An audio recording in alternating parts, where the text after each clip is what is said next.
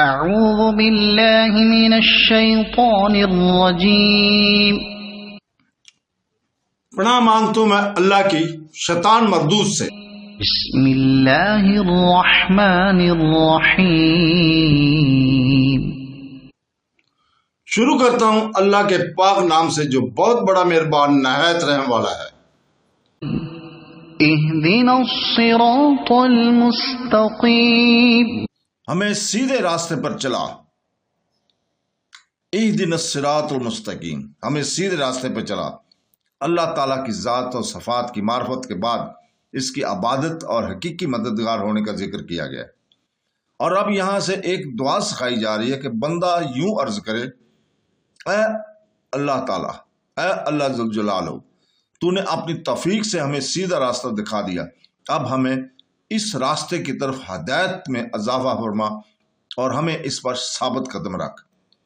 صراط مستقیم سے مراد عقائد کا سیدھا راستہ ہے جس پر تمام انبیاء کرام چلے، یا اس سے مراد اسلام کا سیدھا راستہ ہے جس پر صحابہ کرام، بزرگان دین، اولیاء اعظام رحمۃ اللہ علیہ چلے، جیسا کہ اگلی آیت میں موجود بھی ہے۔ اور یہ راستہ اہل سنت کا ہے کہ آج تک اولیاء کرام رحمۃ اللہ علیہ صرف اسی مسلک اہل سنت سے گزرے ہیں، اور اللہ تعالیٰ نے انہی کے راستے پر چلنے اور انہی کے ساتھ ہونے کا فرمایا۔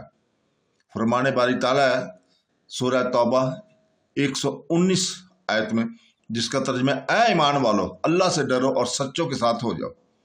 اور حضرت انس رضی اللہ تعالیٰ عنہ سے روایت ہے کہ سید المرسلین صلی اللہ علیہ وسلم نے ارشاد فرمایا، بے شک میری امت کبھی گمراہی پر جمع نہیں ہوگی، اور جب تم لوگوں میں اختلاف دیکھو تو تم پر لازم ہے کہ سواد اعظم یعنی مسلمانوں کے بڑے گروہ کے ساتھ ہو جاؤ۔ حضرت عبداللہ بن عمرو رضی اللہ تعالیٰ عنہ سے روایت ہے کہ نبی کریم صلی اللہ علیہ وسلم نے ارشاد فرمایا، بنی اسرائیل 72 فرقوں میں تقسیم ہو گئے تھے، اور میری امت 73 فرقوں میں تقسیم ہو جائے گی، ان میں سے ایک کے علاوہ سب جہنم میں جائیں گے۔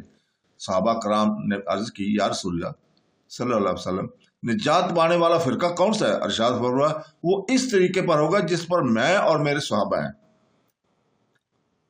یاد رہے کہ اللہ تعالیٰ نے ہدایت حاصل کرنے کے لیے بہت سے ذرائع عطا فرمائے ہیں، ان میں سے چند یہ ہیں کہ نمبر 1، انسان کی ظاہری باطنی صلاحیتیں جن استعمال کر کے وہ ہدایت حاصل کرتا ہے۔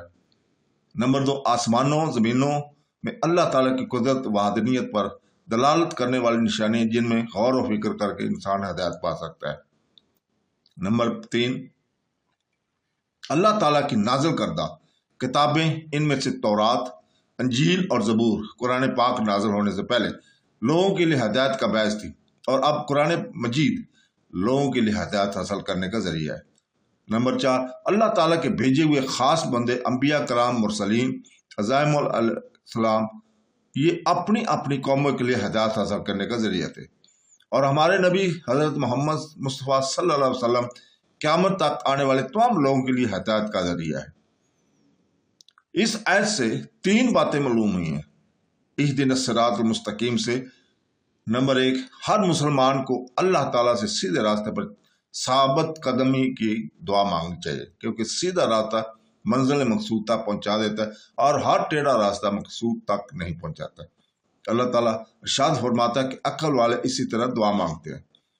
سورہ عمران 8 نمبر آیت میں اللہ تعالیٰ فرماتا ہے، اے ہمارے رب، تو نے ہمیں ہدایت عطا فرمائی، اس کے بعد ہمارے دلوں کو ٹیڑھا نہ کر، اور ہمیں اپنے پاس سے رحمت عطا فرما، بے شک تو بڑا عطا کرنے والا ہے۔ حضرت انس رضی اللہ تعالیٰ فرماتے کہ حضور پر نور صلی اللہ علیہ وسلم کثرت سے یہ دعا فرمایا کرتے تھے، جس کا ترجمہ، اے دلوں کو پھیرنے والے، میرے دل کو اپنے دین پر ثابت قدم رکھ۔